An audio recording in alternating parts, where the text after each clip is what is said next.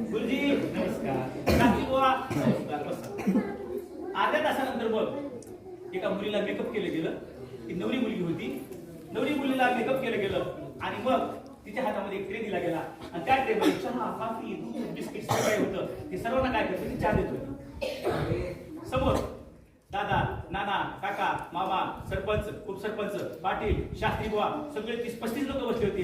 बरं मला मध्ये मी बसलो होतो. मुलगी पाहायचा कार्यक्रम सुरू झाला. काय शांत बसायचा बोलायचं पण या. मुलगी पाहायचा कार्यक्रम सुरू झाला.